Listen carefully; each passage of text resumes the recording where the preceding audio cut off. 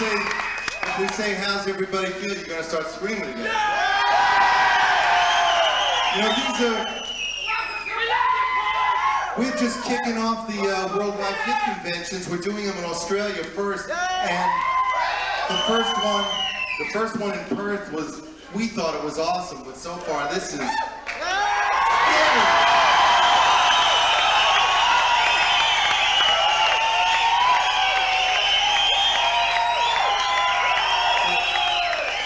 This is obviously a chance for all you people to ask us firsthand whatever's on your mind, or tell us what you're thinking, because that's really why we're here today.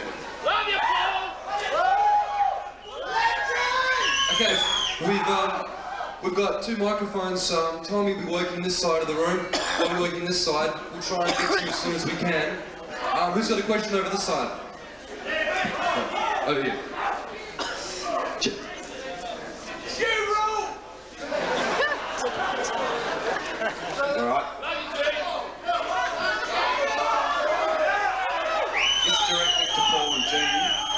I'm just wondering how you sort of handled Eric Singer's drumming style after progressing from Peter Criss to Eric Carr. Was that like a big change for you?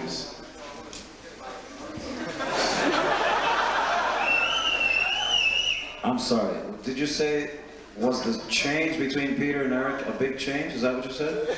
Yeah. The difference between Eric Singer from Peter Criss to Eric Carr to Eric Singer. Yeah, sure. And it's not just the idea that it's different style of... Are we interrupting anything?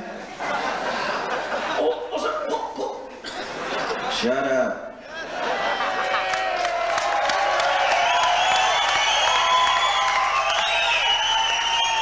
Okay, listen. We're here because this is your chance to talk. And if knuckleheads like that are going to ruin it for you, you got to stop them. We're not the police. We're here for you. You're here for us. Let's have the dialogue, but also let's respect somebody. If they want to say something, it's your turn. So respect everybody's chance to get up and say what they want to say, okay?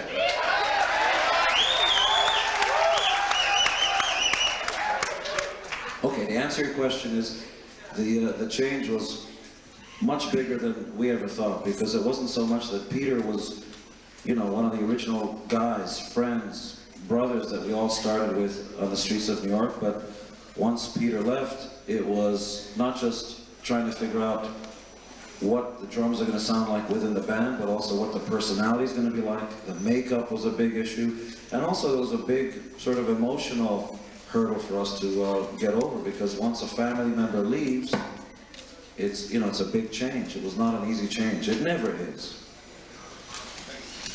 Okay, we have a question over here. How you doing? All right, got a little headache. Hey, hold on a minute. Can somebody turn these white lights down? Because we can't see you guys, your faces very well. Well, it's more important that they see us. Can you guys... Get your sunglasses on.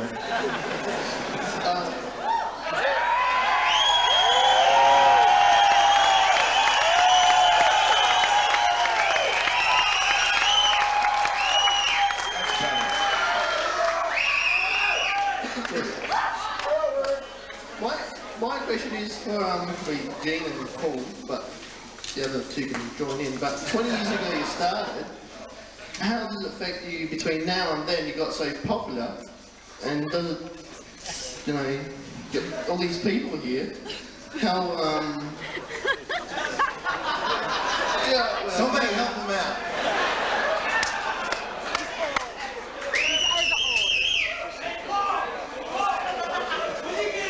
Hey, will you shut the fuck up? He's talking.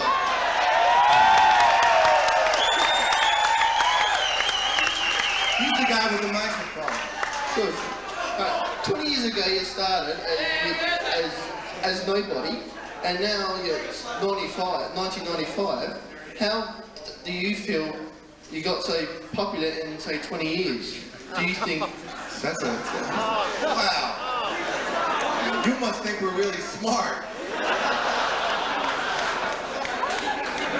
You know, I mean, who's to say how this happened, you know, but, I mean, obviously we never thought it would last this long, and maybe because we stuck to our guns and we were honest about what we were doing, some people respected the fact that You know, we've never tried to put anything over on people. And will people on the stage also shut the fuck up?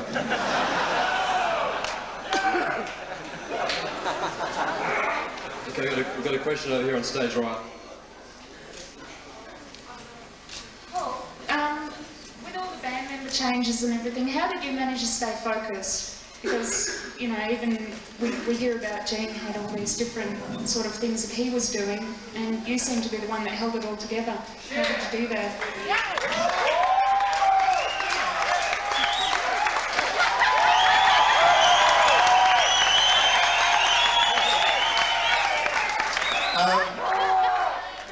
I think, you know, everybody goes through a period maybe of being a little blind to how special what they have is. And sometimes maybe when something's so close to you, you don't understand the value of it. And I certainly wasn't about to let something slip away. And you just hang in there and you go forward and you try to keep things together, and you figure sooner or later everybody else is going to wake up and realize that what they have, you don't get anything better than this. There's nothing better than being able to travel to someplace like Australia and have something like this happen. Doesn't happen in the movies, doesn't happen in Hollywood, doesn't happen when people are kissing your ass. The real thing is what we're doing here. And it's nice to know everybody.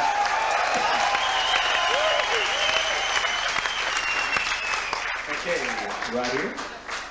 First of all, guys, welcome to Australia. It's been a long time, 15 years. My question is to Jane. Jane, what's the tally of the women? We hear stories, it's 2,000, 2.5, 3. What do you think it is? Or do you know? Well, I'm glad you asked that question. Where's the photo album?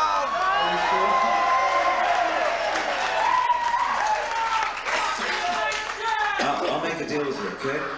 What we've got is to answer that question, what we've got is the only known existing copy so far of Kiss Street. We'd be more than happy to let you pass it around the house if you give it back in one piece, okay? So that means, notice the way I'm answering the question? So, you got the question. You bet. So that means when you get it in your hand, look through it, but please pass it on to your friends, okay? Catch.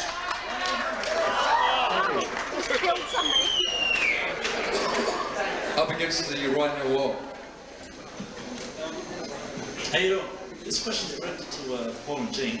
Just want to know why Ace Frehley's face doesn't appear on the Kiss My Ass album. Good question. And also, in a recent guitar magazine article, Vinnie Vincent was said to do unethical behaviour. I just want a few examples of that.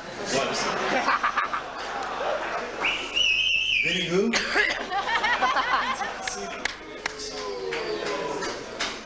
The first part of the question, I'll answer it. What happened with Ace was really unfortunate. We've seen Ace since then. We had dinner with him about 3 months ago. So, you know, everybody's on good terms. We've seen Ace, we've seen Peter. You know, it's nice to be on good terms with your old buddies.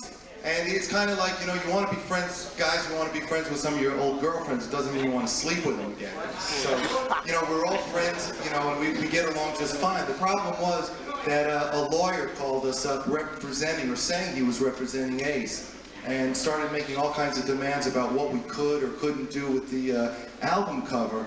And had it been Ace calling, we certainly would have considered it. But we're not at a point in our lives we're gonna let some snake with a suit and tie tell us what we can do and can't do. And if Ace had something he wanted to tell us, he could have told us himself. But we're certainly not going to listen to some guy who sucks the blood out of people, making money by making people miserable. So we went ahead and changed it a little, and it's unfortunate because we would have liked to have Ace on, because that album is a tribute not to Gene and myself. Without Gene, myself, Ace, and Peter, there'd be no Kiss. We were the 4 guys who started this, and nobody else should forget it, because we don't forget it.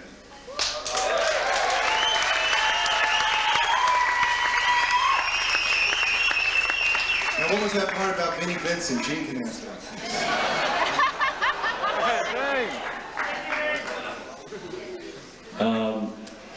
Our other 2 friends are on the stage, who are just as important as we are Eric Singer and Bruce Stewart.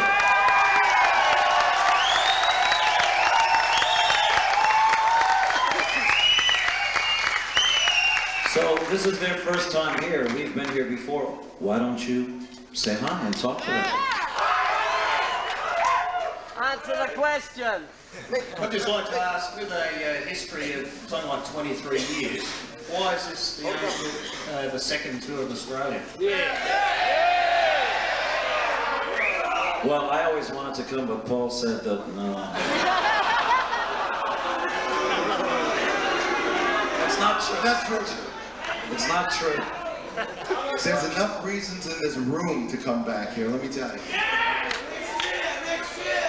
No, it's not true. We swear to God, one of the best times we've ever had in our entire career was when we played here in Australia. And even though, in a very real way, we were trapped in our hotel rooms, we never got a chance to see real people like you looking back and talking with us. We were trapped. In fact, the only way we ever had a good time was we went out to Sydney Harbour, rented our own boat, and we're basically trapped out there. Speak for yourself.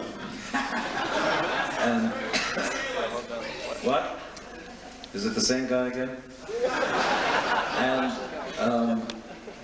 we promised ourselves we'd keep coming back, but we were always busy elsewhere in the world. I don't know why. And we promise you, though, that's going to change. We will be back here on a regular basis.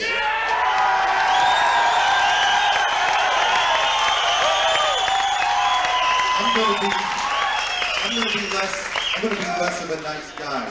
One of the reasons we didn't come back is because the promoters didn't believe that anybody wanted to see us.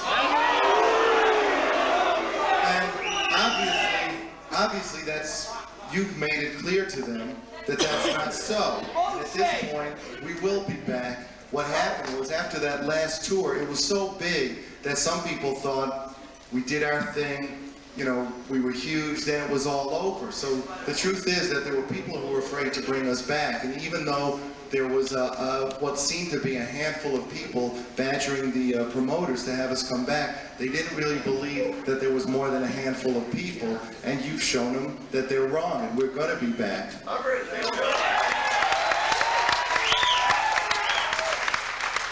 this side. Hi, I'm Andrew. How are you? I like a lot of groups, but I have to say Kiss is the best. And one thing I'll say to Gene and Paul, when would you ever do a reunion tour with Peter and Ace? It's a fair question. This is what this is about. You got to stop. Let people ask their own question without comments from you. It's really not fair, because if you say something and somebody else makes a sound, it's just not respectful. So that's a fair question. That's what we're here for.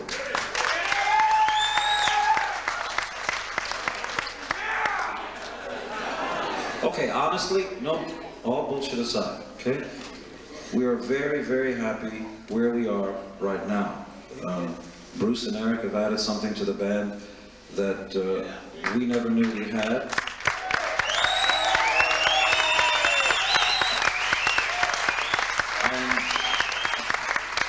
And we're very, very proud of our past, because the past made the present possible.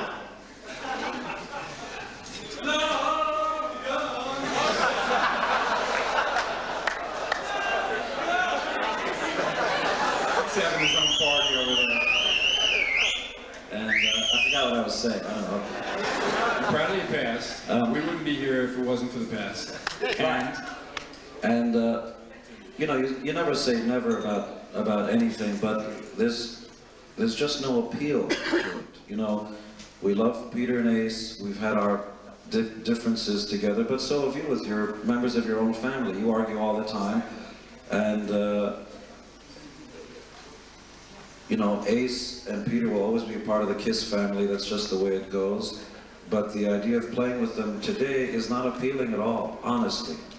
So, right here, right now, we'd say no. Plus, you got to figure that after not having them in the band for 14 years and continuing, it would seem a little strange to negate everything we've done and suddenly go back 14 years. I mean, we've got great memories. Part of this whole convention is about the memories and what we've done in the past. But the past is what we're building the future on.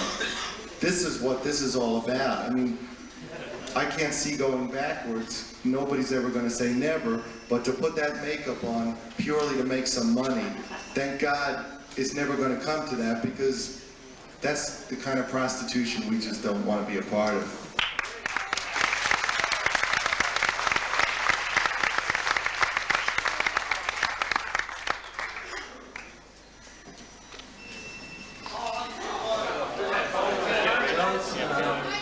Great privilege to actually talk to you for once. You know, you can tell us your name. It's your Craig. choice. Craig. What I want to know about is Bob Kulick. Would he have been in the band with being bald, with the with the image being so important in the early days? My brother Bob, yes. You know, maybe that's something that he might think about, but I don't think my brother ever had the attitude to be really in the band. He was Paul's friend, and he auditioned when Ace auditioned, and apparently both Paul and Gene were real impressed with him, and Ace kind of aced him out, which was fate. And obviously Bob got involved in some, you know, helping out in the studio when they needed him. But I don't really think Bob always kind of wanted to make his own path in life. And I'm not sure if he would have been happy in this kind of band as much as he's very proud of, you know, me being in the band. And he always would tell the guys, look, when you get rid of that guy Vinny or whoever it was at the time, get Bruce in the band. He's the right guy for you. So he's been real supportive.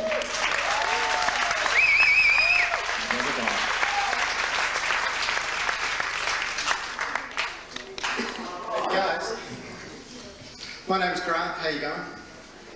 My question's to Eric. How have you settled in with the band, and have all the fans worldwide made you feel welcome? Yeah, so far everyone's been really cool.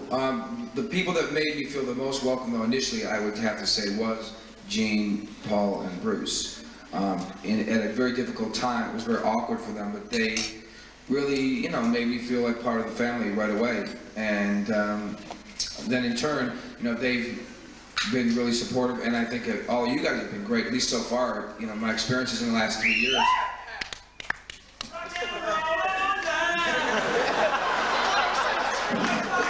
This guy wants to audition, Gene.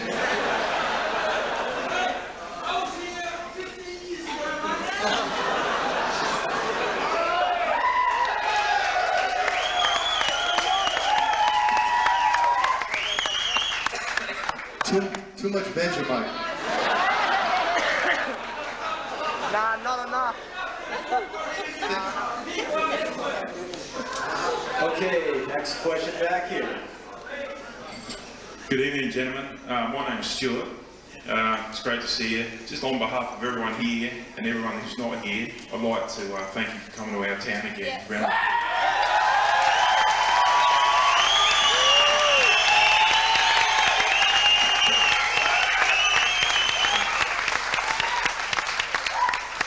My question is to Bruce and Eric. Bruce and Eric? Yes. Eric, I'm telling you that you're not, but how do you obviously feel like you're spare dicks in the band sometimes? Spare dicks? What was that? Spare dicks. You know, like spare dick at a wedding?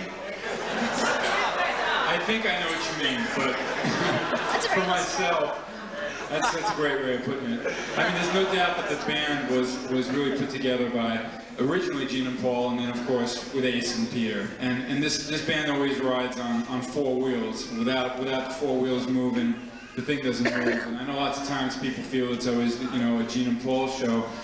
But I think especially in the past, like since Revenge and the Hot in the Shade tour even, the band's been very much, they want to hear what I have to say. They want to hear Eric, who really had only a few years in the band. What do you think of this, you know? And give yourself your opinion. You know, this band really does operate on us all having, you know, a say in what's happening. I'm certainly not going to steer the band because I didn't create KISS, but they want to hear what I have to say. I think tomorrow night you'll see how everybody plays an integral role. When we play live, you'll see how it works. That's what we all want to see, so just rock on. Incidentally, where is the history book? Where is it in the audience? Some guy left with it. How is it? Hello? G'day. My name's Motormouth. I talked to Gene in Paris 2 years ago. 2 years ago. I was hysterical, mate. I don't know whether you can remember me. I nearly fainted on the phone. Now, I won this Steve Simmons phone call competition about 2 years ago. Was it a Paris hotel? Yes. Yeah, you do. And then what happened? I don't know. I changed my pants. Yeah, well, anyway. It's good to have you back here, anyway. All have you. Thank you. Fantastic. Thank you.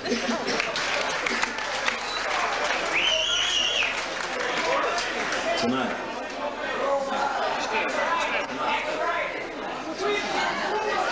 How you going? I'm Guy. I just want to say that I reckon you guys are great because you look at bands today and they would not give a shit about their fans like you guys do. They would not put this on. You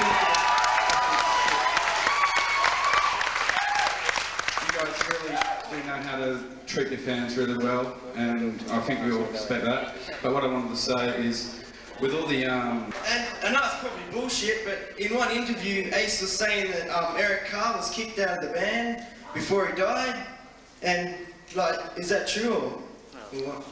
Okay, absolute honest, wait, you're making those sounds again. It's not fair. Absolute God's honest truth is that Eric Carr, after the Hot in the Shade tour, developed cancer. We didn't know about it right away. All we knew was that he started spitting up blood at the end of the tour. He was rushed to the hospital. We immediately flew to him in New York City, and the night before his, he was going to have an operation on his heart because they'd done x-rays, and we were there with him the night before the operation.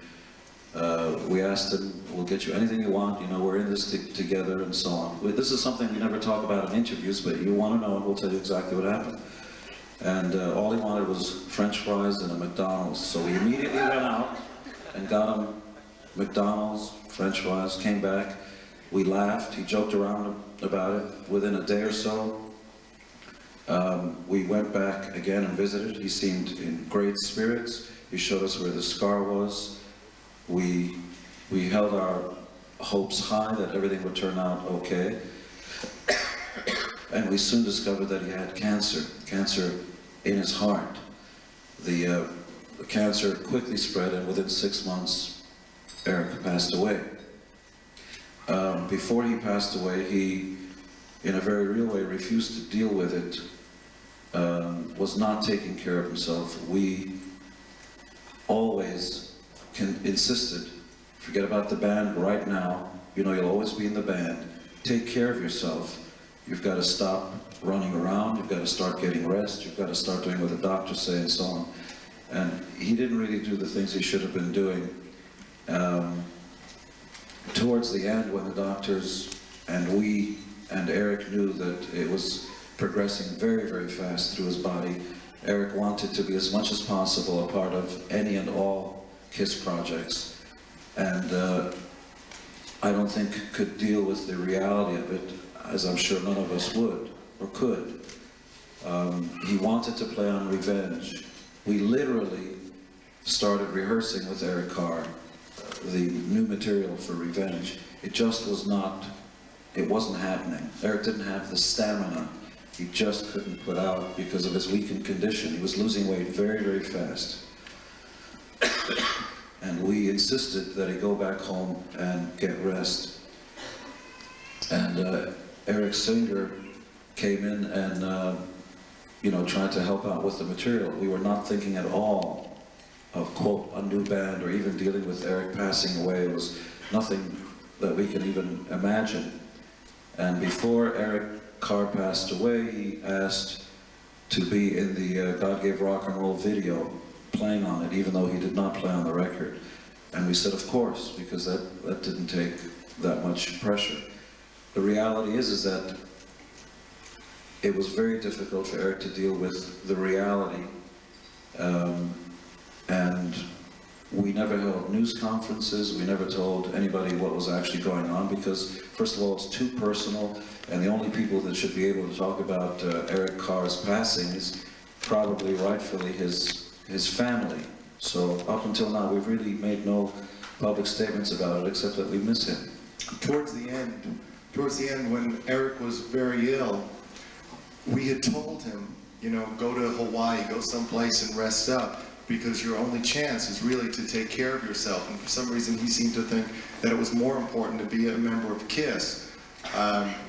He saw that as a rejection. And when he was in the hospital, for I'd say the last 2 months or so, we had no idea what condition he was in, because he told his parents not to tell us. So literally, and unfortunately, we didn't know of Eric's death until he died. And then we flew back to New York. But it was an awful situation, because for us, like anybody here, if you were told that your best friend is dying, you always believe that somehow there's going to be a miracle, and you hope for the miracle. Unfortunately, there was none. And there's no good side to losing somebody as special as Eric.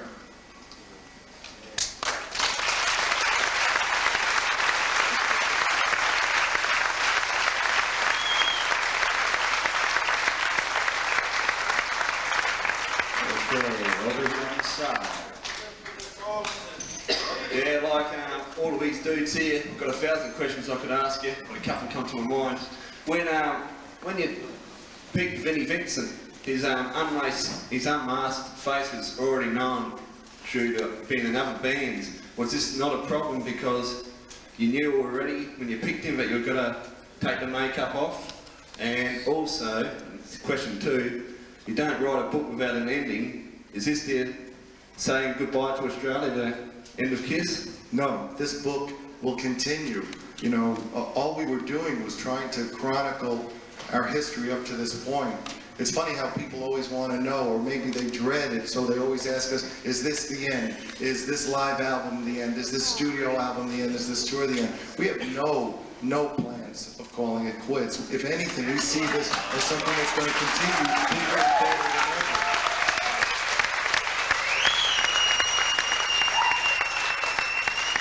In fact, if anything, we're gearing up to do more projects than ever. We're going to be finishing a studio record as soon as we get back. What's it called? We don't know yet. And, excuse me, as you can tell, I'm still sick.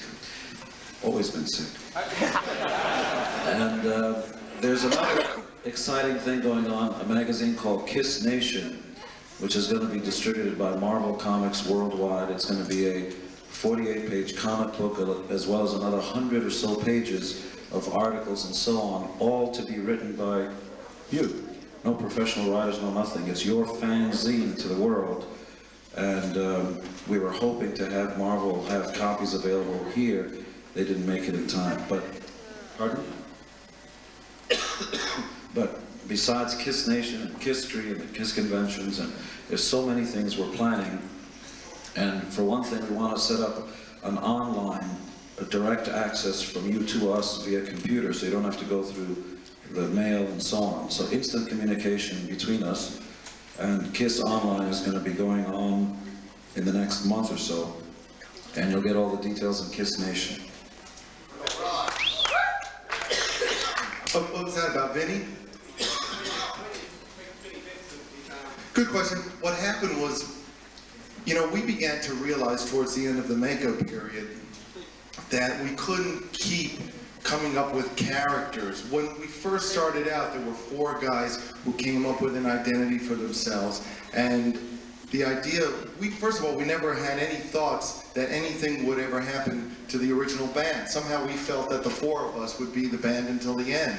The biggest trauma for us was all of a sudden when you go, well, wait a minute, one of the guys isn't holding up his end anymore. Does that mean that we call it quits? And at that point we decided no. And Eric Carr joined. And it was very strange at that point to help somebody come up with a character, you know. In a minute, I'm going to go over there.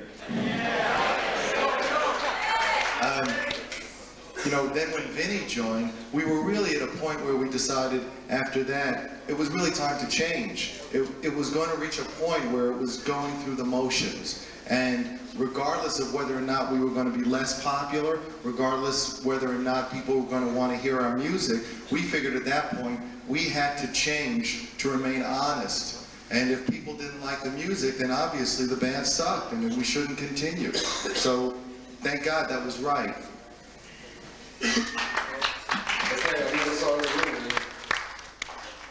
Hi, my name's Carmen. That's great. Thanks. You really are very talented. Very, very good. I'd just like to request, so if you could sign this for me. Would you let us take a photo of that and we'll put it into Kiss Nation?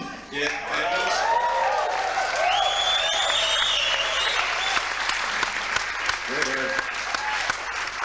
I'd like the rest of the band members to sign a tribute for Eric Carr. Okay, send it up. We'll do it now.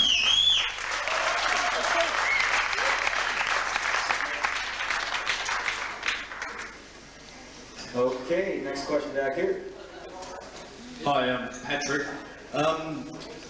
You were talking about the makeup just a second ago, and I know that Eric Singer in one of the videos suggested that he might identify with the hawk image that I think originally you were suggesting for Eric Carr. I wondered if Bruce has ever had any ideas of what character he might have taken on. Yeah, come on. I think I said it before, a dog. Big ugly, stinky dog. Actually, though, we had some guy in America one time, after I had mentioned about the hawk, he drew these characters of the band, how it would look today, this lineup in makeup, and he had Bruce as the sorcerer with a crystal ball. How original. Really, you know, it's a tough one. That's why we might just leave that alone. Okay, back in the front, down here on the right side.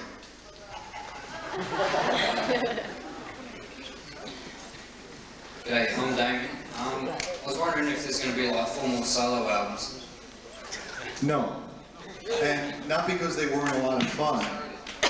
At this point, the only way to make the band be what you want it to be is for all of us to put all our effort into making the band. I mean, if we're going to do solo albums, what are you going to do? Keep the best songs for your solo album? You know, it's real important at this point that everybody stays completely committed to the band. And the way to do that is by not having each person's ego stroked individually. Hi, I'm Frank. We drove down from radio, I was down from Melbourne. And two things I'd actually like to ask. I know you love the t-shirt, you saw it today. What are you, a mind reader?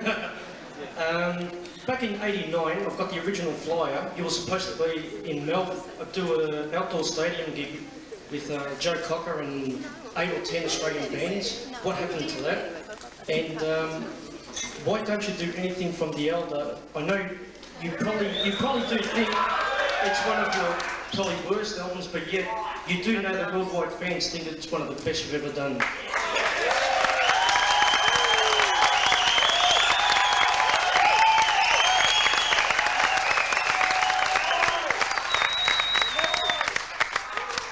How come we didn't come to Australia when that concert was put on? Every once in a while, a suit, a gentleman of the meat of the business world, approaches us and says, "Are you interested in playing on the moon?" And then we say, "Time permitting, we are interested." Now that doesn't mean it happens, because you're talking about a lot of people, many tons of equipment and so on. So it's not very easy to just to put Kiss from one place to another. You know, it's like a small traveling city. And that was another instance where somebody approached us and said, "Are you interested in this situation?" Well, time permitting, we are.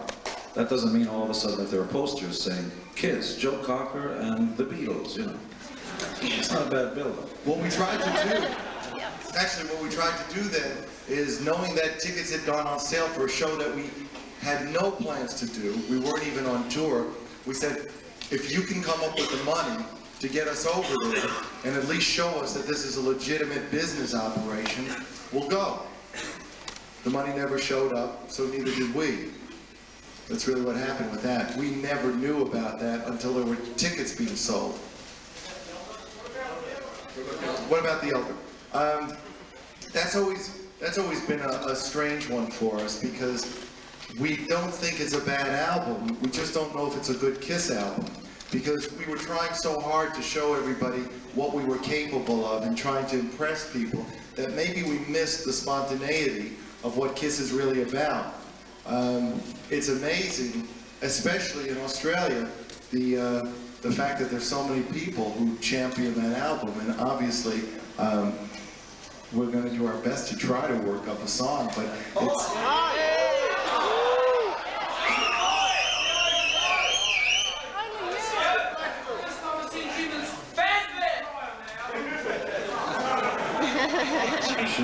You should see me in my hotel room every day.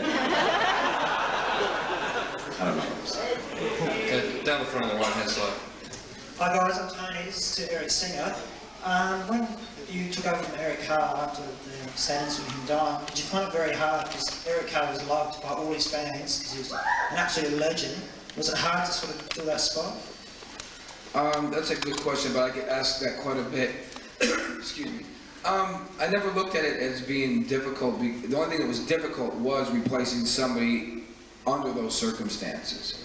Because on one hand, it was a great opportunity for me in my career to, to progress.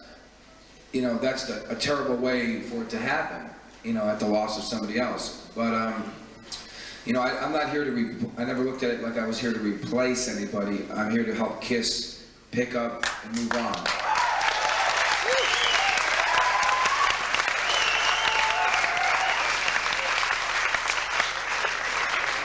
G'day guys, I'd say welcome from myself and everyone who loves you. First question, why isn't there a best of the solos on disc?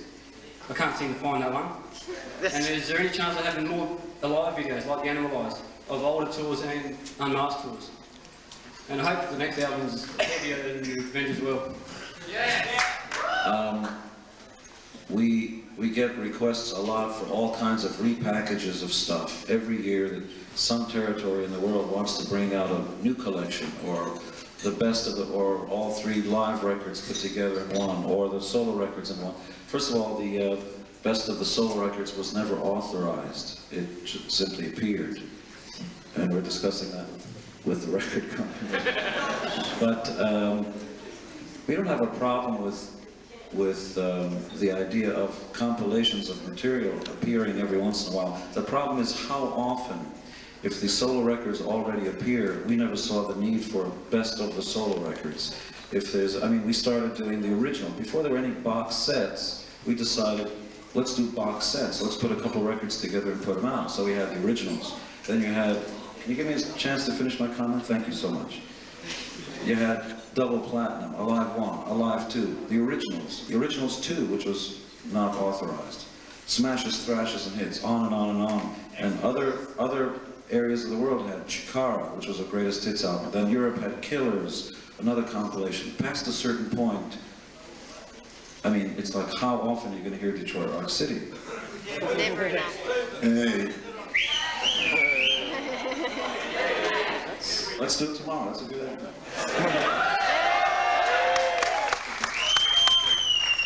I think there's a couple of people down here, everyone's going to raise their hand now, but we're not going to get to you with the microphone. So maybe we can take this guy here first, and if you can stand up and do your question.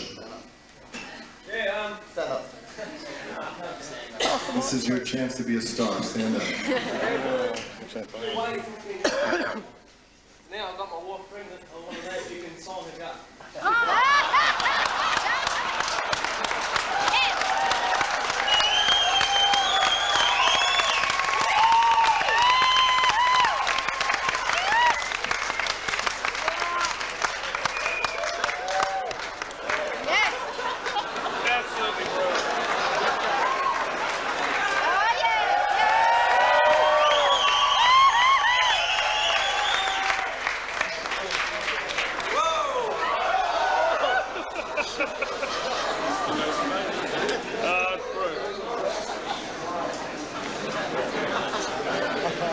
Somebody have a pen?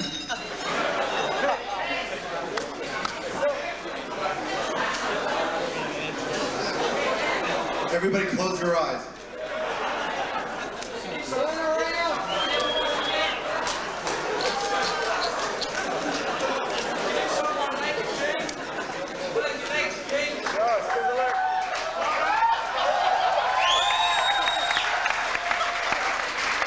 See, there's not going to be a lot of space left on the belly for me. This endorses this child. So, We'll continue with the question. yeah, let's continue. The guy with the black t-shirt. In the middle.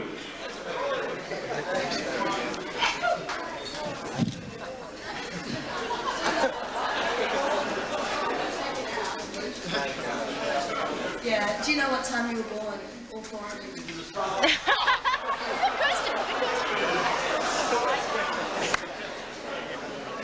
3 a.m. New York time. That means everything. I was born at like 8 o'clock in the morning, May 12th. 5 o'clock in the afternoon, Sunday, January 20th, 1952. Gene was hatched. In case you want to know, my astrological sign? Capricorn with penis rising.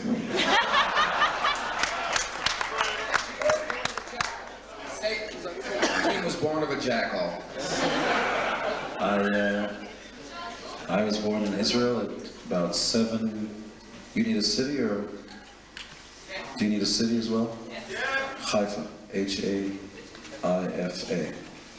or you can spell it Z-F-K-L-B-Y. There were no clocks back then, right? There's only sundials.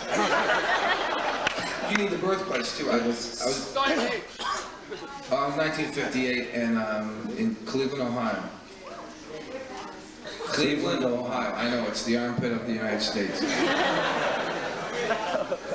New York. Close. My time?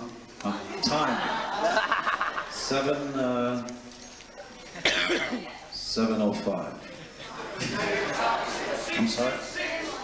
A.M. Okay, right here in the middle. How you doing, fellas? My name's Randy Stone, and I've been a fan since I was 14. Buying a helmet. Wow. From the 1980 Kiss concert.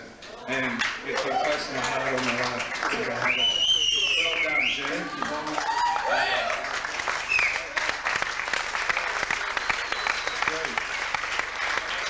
I'll sign that for you.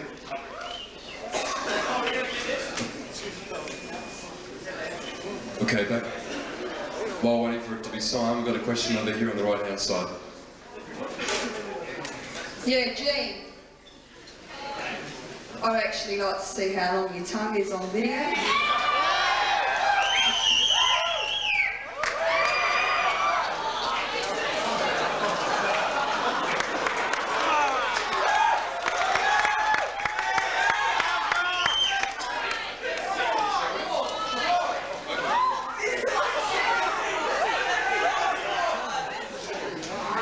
I'm shy.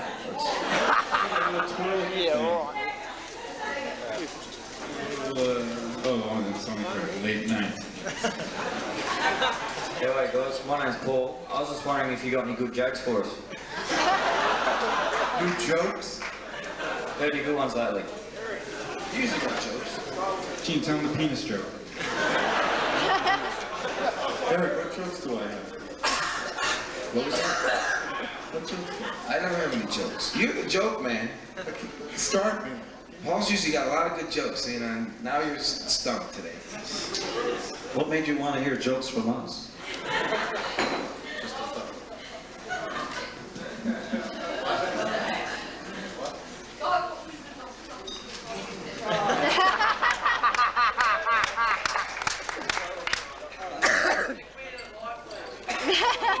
How about the guy that wakes up with them? Right. This guy wakes up one day and he's got a little bump on his forehead, you know, so... Well, excuse me! You tell us a joke, wise guy. What have spaghetti and women got in common? 2 kangaroos, go ahead. Women. What have they got in common? Spaghetti and women? Yeah, they both wriggle when you eat them. In America, it's what's the difference between, and you pick a kind of a girl, and Jell-O pudding. Jell-O moves when you eat it.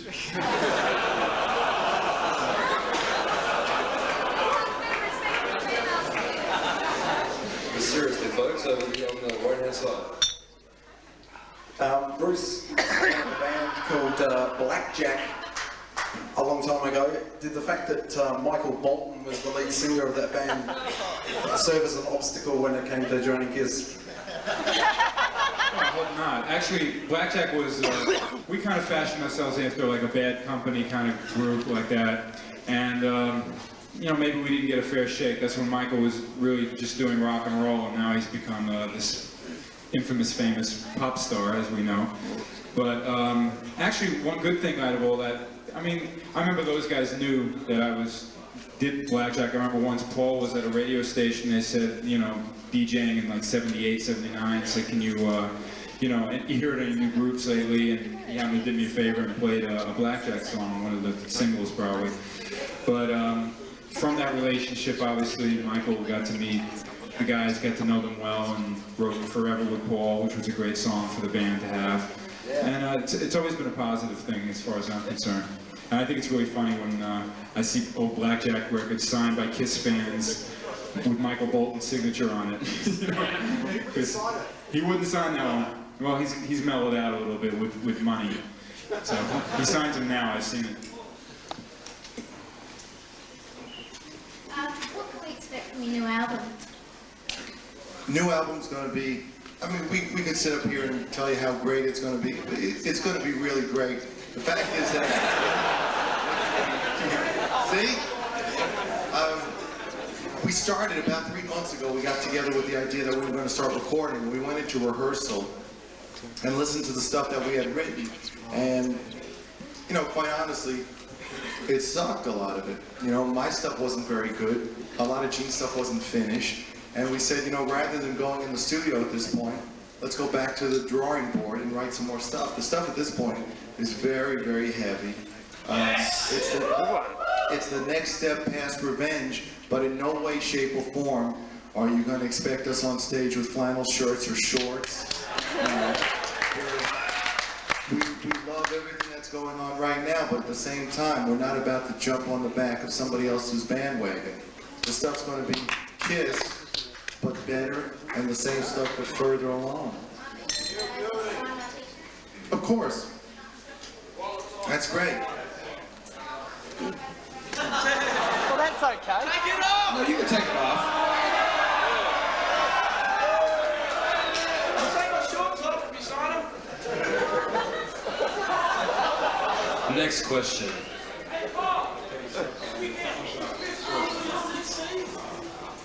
Hi.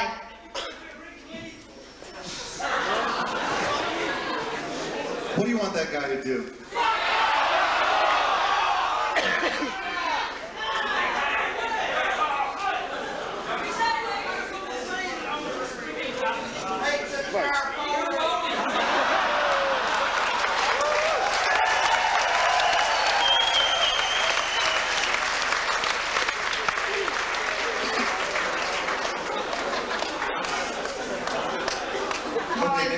Hi, my name's Judy. My question's in two parts. First part's for Eric. Can you give us some insight into the creative process, what goes on in the writing and in the studio, whether everybody agrees or whether you fight and throw chairs at each other and that sort of thing? And secondly, to Paul, about whether certain songs like, say, Forever or some of the love ballads are actually written out of particular instances that have happened in your life and things like that, that sort of inspire you to write those. And also I've got a friend who's got a present for Jean, if you'd like it.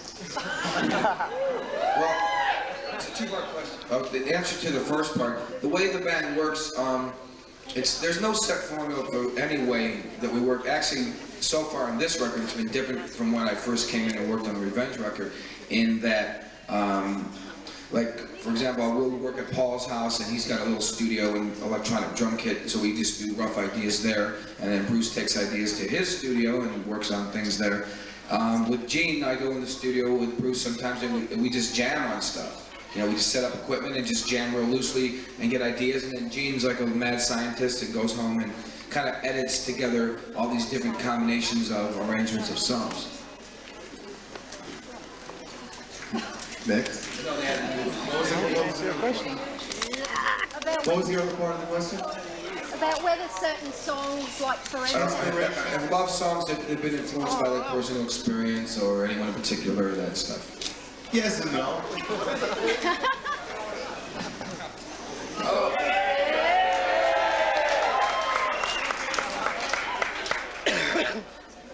Okay, next question here. Gene and Paul, how are you enjoying this tour compared to that of 1980? And are you disappointed that Norman Gosson was on the airport today?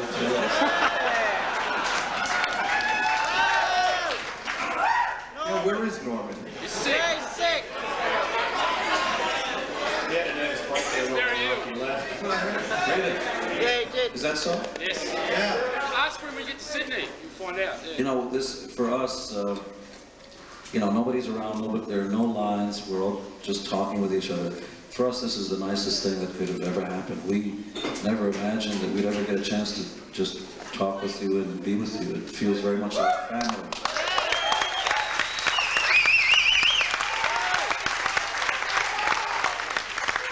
Okay, up the back in the centre. My name's Storm, and I was just wondering about the boots, whether you've had any nasty accidents and who made them. Sorry? Boots! The boots were made by a number of very talented old Italian guys in New York City named the Anania brothers. And these old guys didn't have a clue what we were telling them to do. You want to make a boot? How big? You know, it was all about that. And we said, no, bigger, higher, tall. And they just went along with it. But their artistry and their craftsmanship, they built them well. And those boots lasted forever. We never once had an accident in them. They never once cracked. Do you ever remember?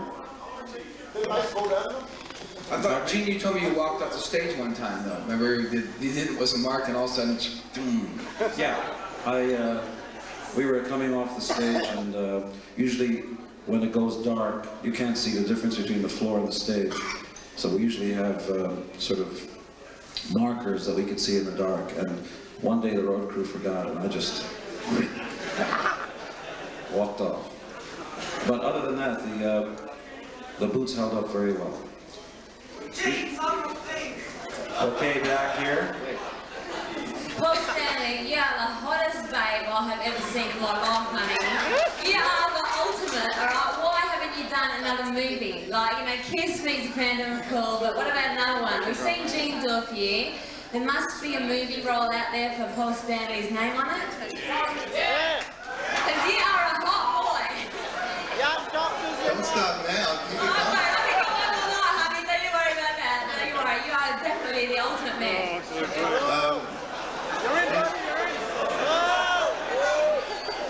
There's really no time to even think about doing films, but I might be able to do a short video with you.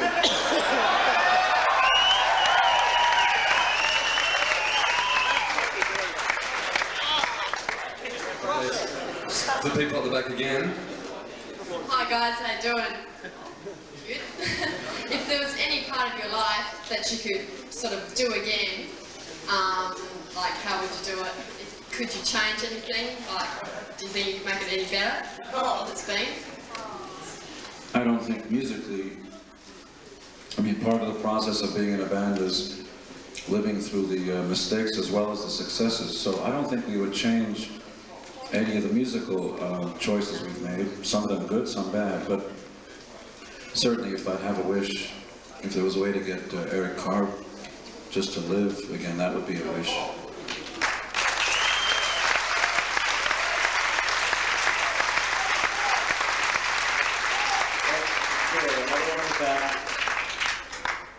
Hi, Gene, Paul, Eric and Bruce. Mainly aimed at Paul and Gene. When I was at high school, your main competition was, believe it or not, the Knack with my Sharona, the Police, the Don't Stand on the Moon, whatever it is, and Walking on the Moon. And I was the only, what they call kiss freak, and a lot of people here know me tonight. I was the only kiss freak at school to go on casual day, dressed up in the Gene Simmons outfit. Yes! Yes! And, you know, people just used to look at me real funny and say, oh, what a fucking wanker he is, you know? But I'll tell you one thing, right? I was so proud, right? I've grown up, I've got a disease, right? I've got a disease and it's called kiss cancer, right? And I've got one kid and my next kid's due in about 5 weeks and hopefully it's going to be a boy. And if there's going to be a boy, it's going to be called after you, Gene. Gene Simmons D'Agostino.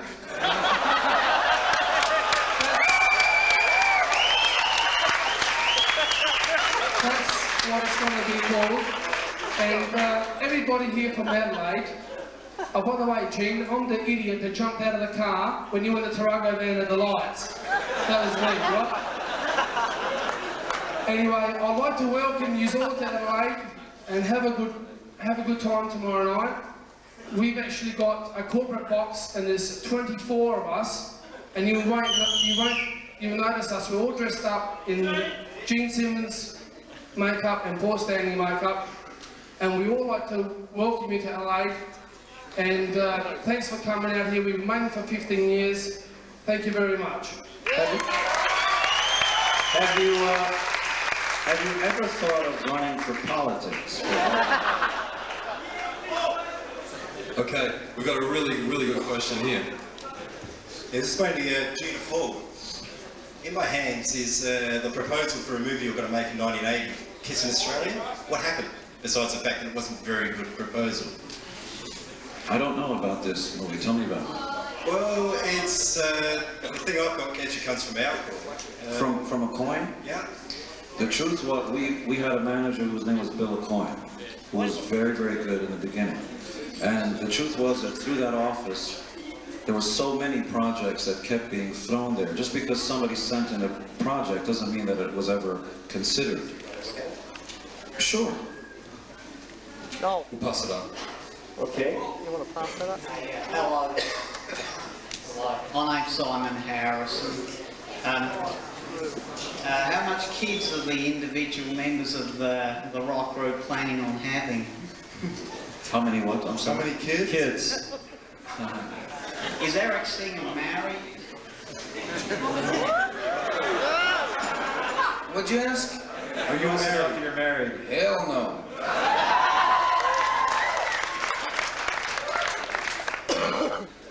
Okay, we got a question up back on the right-hand side. Yeah, guys, we've seen the videos and we've seen that Take It Off seems to be the most legendary. And I think from tonight we've got a blonde girl who's a worthy candidate for tomorrow night. We're going to have some very, very fine specimens of the beauty that we've seen, and we're going to share it with you tomorrow night.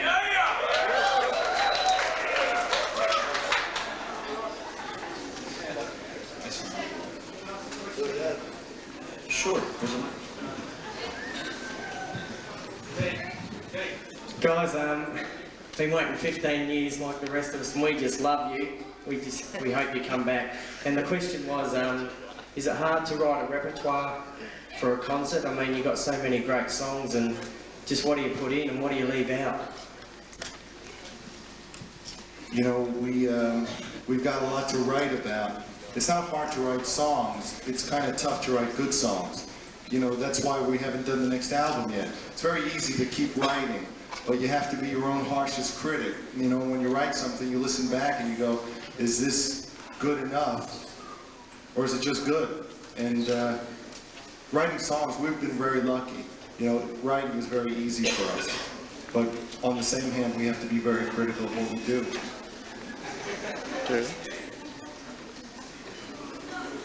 Hey guys, my name's Dane and I've just got a question for Paul. run out?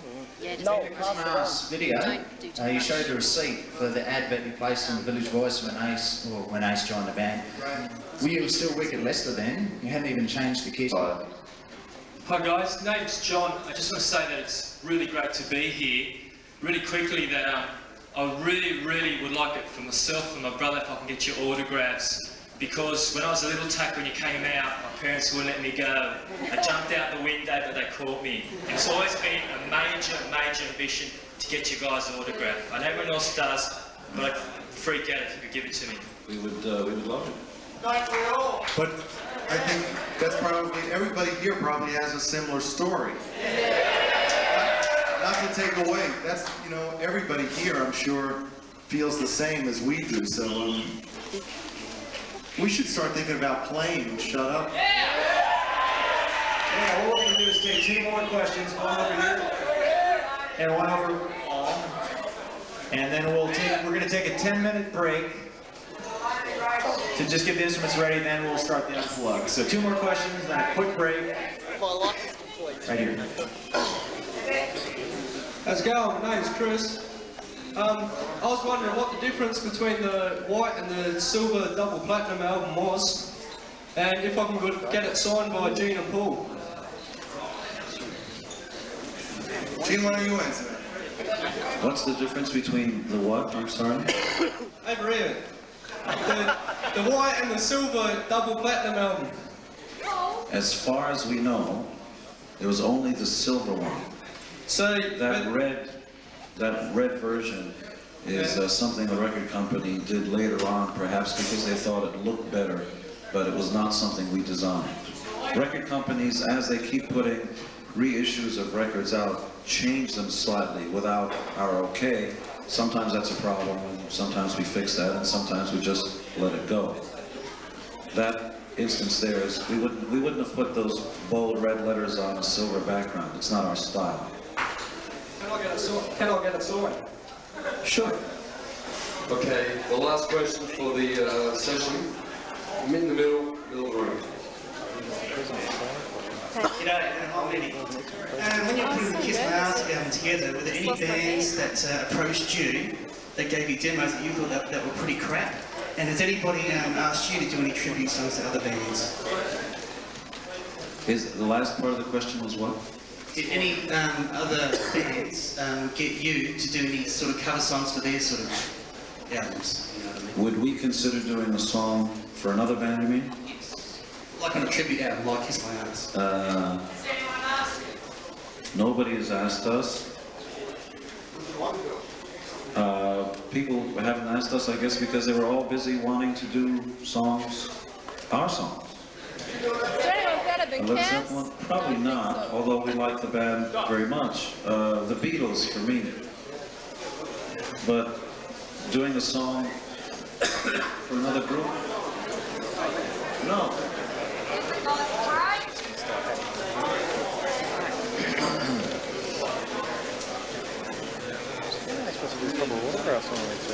I think they want us off the stage for a few minutes and then we can come back and play.